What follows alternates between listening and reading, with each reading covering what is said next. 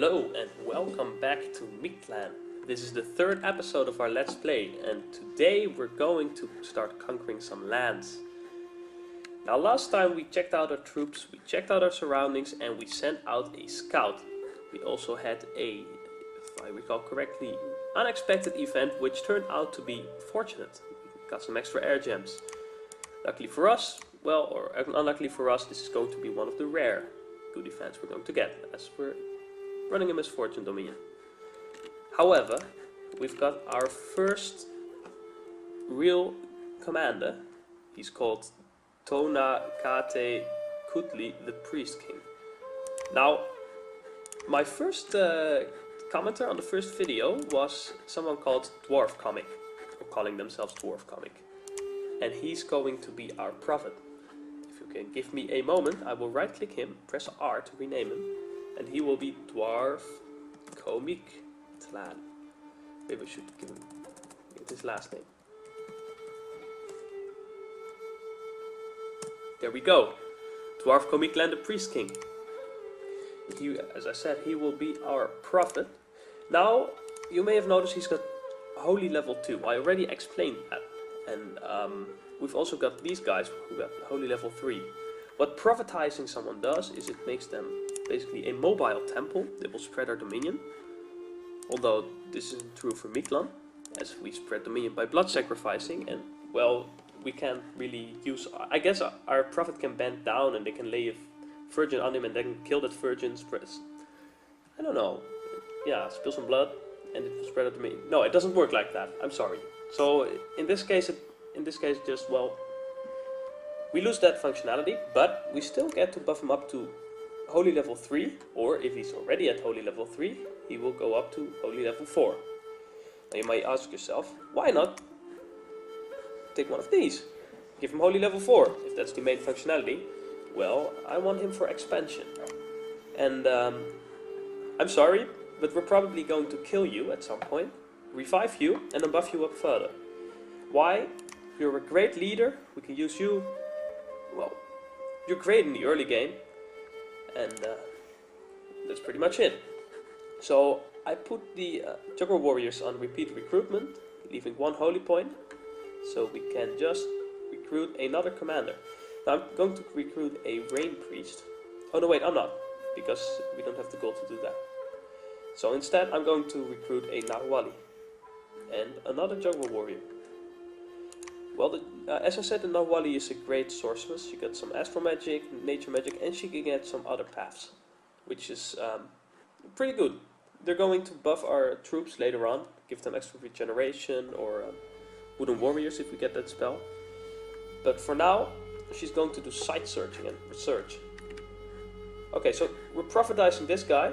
He's still capturing slaves, because that's all we can do. I mean, we could send him out to conquer some lands, but I generally wish to send them with the Priest King. So I'm double clicking them to select everyone, by the way. This is the, I select the screen with T, but it's the army setup screen. It shows all troops in the province, and you can move them between commanders, set them up here. So, well, we'll do that next turn actually, once we get our units. I just moved them around a bit. I gave them to Dwarf Mictlan, the Priest King.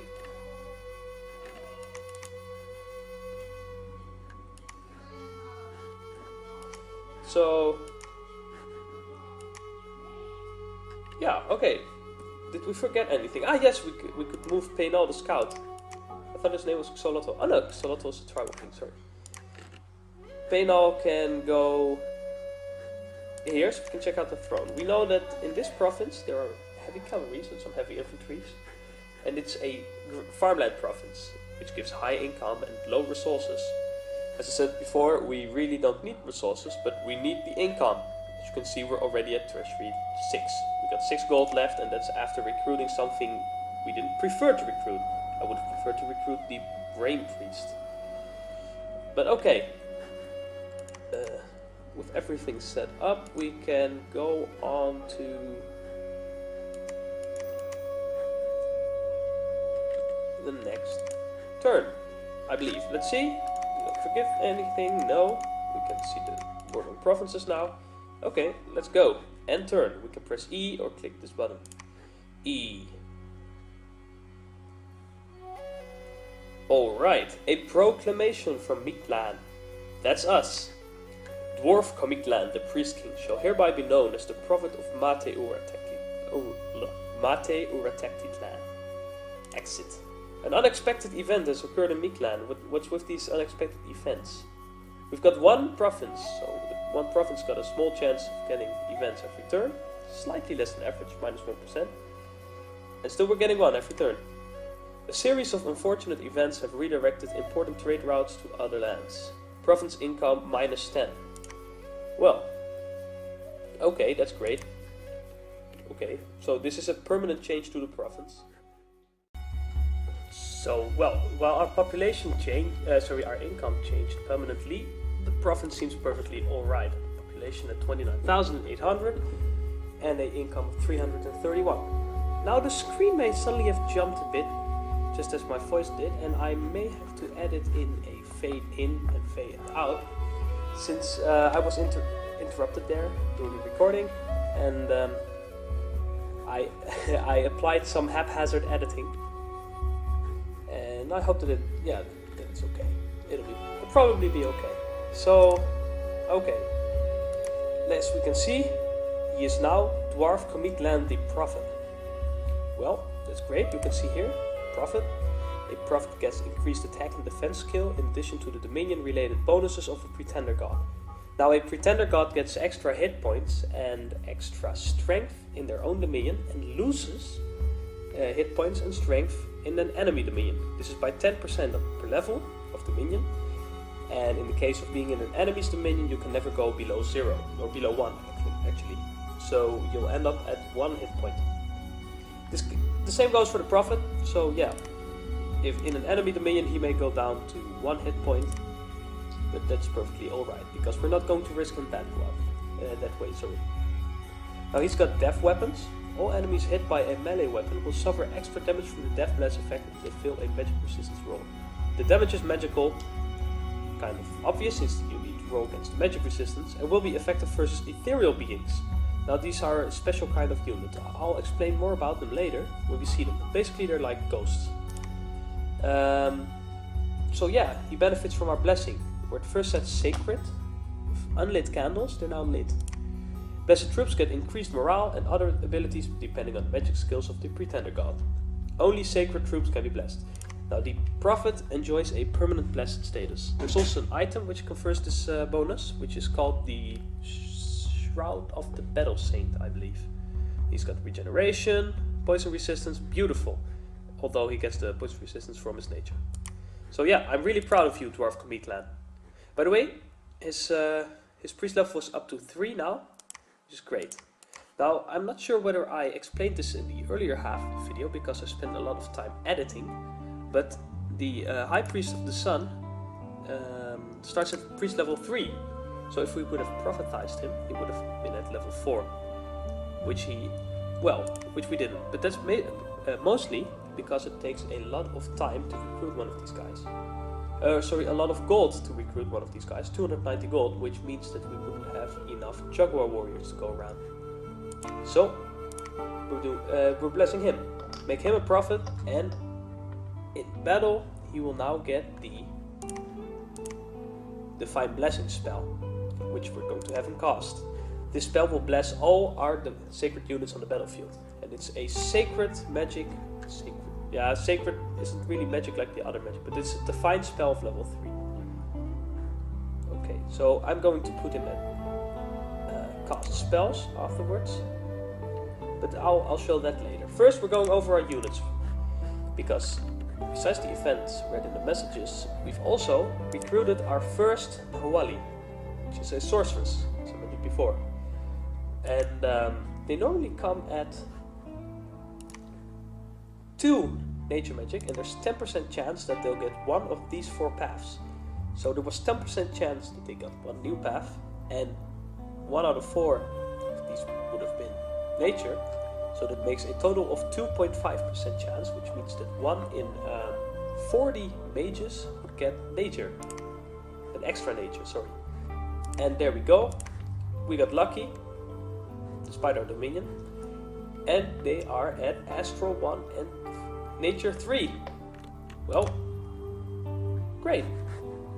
So this turn we'll start expanding. We're going to conquer Florine, which got only 10 heavy cavalry and heavy infantries, and then continue expanding up to here, here, and then there, to the side, depending on the income of the province and what we can see later. I'm going to move Penal to Hexwoods. Oh, sorry. As you can see, there's a river in between, and there's an interrupted line, which means that the river cannot be crossed. It will become a solid line during winter or in extremely cold dominions, because then the river will thaw, and thaw is the opposite. It will freeze over. It will thaw in the summer, and then in this case the scout can cross. Amphibious units don't suffer from this, so picking a hot dominion with, for instance, Agartha, all their units are amphibious, will be extremely beneficial. Okay, so I'm pressing T to unlock the army setup, or open the army setup, and I'm going to group all these standard guys with whom we started in one big group. And we can click here to place them on the battlefield. So I'm placing these guys here in the corner. They're still in the front, so any enemy unit set at attack closest enemy will attack them first, or fire at them first, which is pretty important because these guys are low on protection. They'll take damage from arrows pretty quickly. We're placing them slightly behind them, in a straight line at least. You should look at the center of the unit. This is the most important. The center of this unit is over here. And there we go. Their positioning is now great. We can also set certain formations, but these cost morale. As you can see, we got +1 morale now, and this one got +2, which is due to his leadership. +2 for up to 4 squads. Now, concerning the extra squads, I could just get us some extra up here. These are 4, no problems. 5, which is the absolute maximum, and everyone's morale goes down by 1 point. If I would get to a theoretical 6, they'd be down by 2 points. Now I'm placing 3 of these guys in a new squad by clicking him, and I'm sending them to guard commander. Now I like using the shortcut for that one, G. So attack, enemy cavalry, G, voila. And I'm placing him here, and I will have him cast the define. Oh wait a moment, they're still in the line box. There we go. I'm placing him here. He will stand between the units, and I am letting him cast Divine Blessing, and then Sermon of Courage. What this spell does, it will increase the morale of one collection of units. So there we go. And what I usually do is I want him to center the spell on the unit in front of him, and not on, for instance, his bodyguards. So if I would put him here, his bodyguard around him, these are his bodyguards, around him, he would bless his bodyguards and probably not get all of these guys. So what I do is I place the bodyguards here. They will start running up straight to him at the start of the battle, but he gets in his spells first. So I'm guaranteed to bless these guys. And they're going to attack the closest enemy, as I put. They're going to attack the rearmost enemy. Actually, let's switch these guys around. There we go. Yeah, and place his bodyguards there, and we should be good to go. Now I'm going to let this guy, I'm not sure, I think this is a lady. This lady will travel with him. They're going here. I press Control, by the way, to group them. And now every time we select one of them, we select the entire group until we change that. I'm giving these slaves to the tribal king. I'm just putting them at attack closest, put them in the front. And I'm going to put him, click S for him, well, holding the mouse at his orders, which will make him stay behind his troops. I'm also giving our prophet, which is of course Dwarf Mictlan, the smite spell. There we go, let's smite some enemies. Show them how strong our god is. The Nahuali will... Oh, by the way, she can change shape. That's really funny, or cool, because they change into a turkey. Which is pretty fun, yeah, pretty cool. They can fly, which can be advantageous. They can move farther too. Well, okay, let's have her cast Twist Fate. She's not here for the battle, she's here to search that site. And then fire. And rearmost enemies, that's the standard order. Now in turkey form she can mesmerize enemies, which basically paralyzes them. She can do it 5 times. Oh, fire and keep distance, rearmost enemies. There we go. Those are her orders. He's got his little bodyguard. They're moving over there. He's capturing slaves. And let's press N to select all commanders. For instance, if he's got no orders, it'll switch to him. N doesn't reveal any commanders without orders. We're recruiting units. Oh, we've got a mage. Let's add a Mictlan priest and remove one of the Jaguar warriors. Priests are going to be our basic researchers. And I'm going to click research too. And just so I won't forget it later, put it in construction. I'll tell you why later, when we unlock the first items. Okay, well, let's see. Should be alright now. Let's end the turn. Solving battles, which is great. There was a battle in Florine and no other events. Well, okay. Let's watch the battle, shall we? I hope that one of our Jaguar warriors died, so I can... yeah, that sounds kind of bad, but okay. Divine Blessing. Oh, I can pass it by pressing pass it by pressing this button or using space. Now, Divine Blessing blessed all these sacred troops, all these Jaguar warriors. They're now all at 20 hit points, which is their basic plus the 8 for the blessing. They got Undying 10, which means that they will continue fighting on negative hit points. And they regenerate. So let's continue. These are taking the blunt of the assault, which is good. I want them to die. I'm sorry, but they cost upkeep, and I don't think they're worth it with our tactic. Because for that upkeep, we can pay Jaguar warriors. Look, there we go. They're fighting. He's smiting. Go ahead, smite them. Right now, they're just knocking the enemy over their head. We're not taking any losses yet, as far as I can see. Okay, there we go. He died. He got really, really badly hit. Let's pause the game, actually. Compare him with some others. Maybe one of the other Jaguar warriors got hit. We can see all units in the square there. No, so I can't show anyone with negative hit points, but that's alright. Once a Jaguar warrior dies, he turns into a weird Jaguar, which has, well, he is still blessed. But it gives him a bite, claw, and claw attack. He's bigger, he got more strength, more hit points, less attack, but I think... he's been crippled. This guy's been crippled. Poor him. But that's alright. Because now I can explain why we picked death weapons. Well, it's great.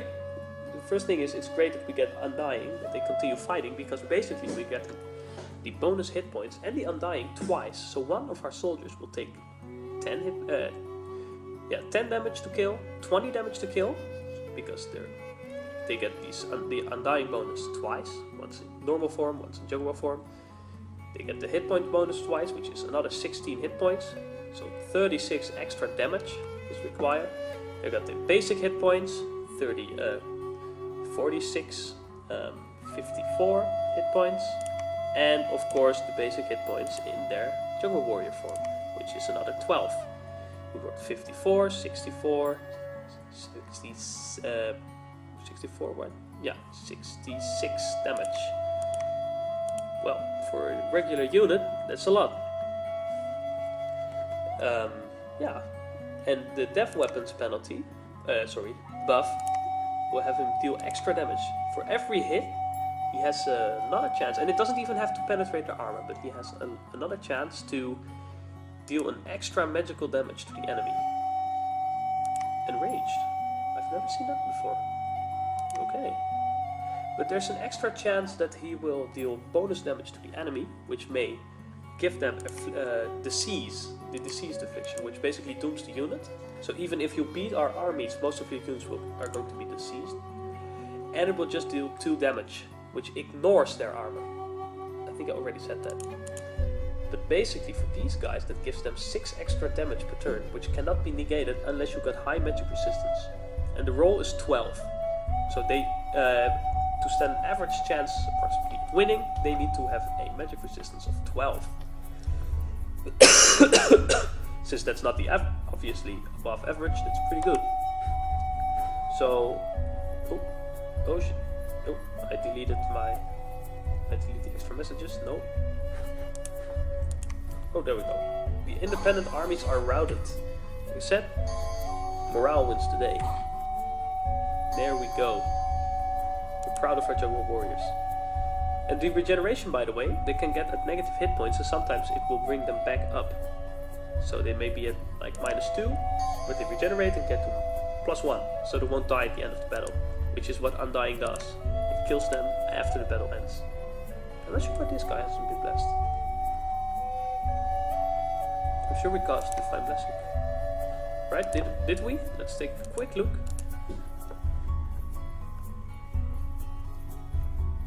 Oh yes, and when the, Divine Blessing. He's supposed to be blessed at least. Ah well. After the battle, if they're at Undying, so at negative hit points, they will kill themselves. Luckily, we got Jaguar warriors, which will then turn into Weird Jaguars. So unless they are at Undying, so at negative hit points, in the Weird Jaguar form, this won't affect them. So, let's see, how long is this taking? So I'm going to end this episode here. The next turn will probably be even faster, so we'll have less explaining to do and more showing you what I do. So yes, there we go. Battle in Florine, it's our province. Of course it is. We got a slave market, which is great, but I'll explain that next time, which will be really soon, as I'm planning to do the next episode straight away. So, yeah. Hurrah, Mictlan! Praise be Mate-Uratactitlan. Well, goodbye, thank you for watching, and take care. Oh, and leave comments if you want to. Yeah, they used to.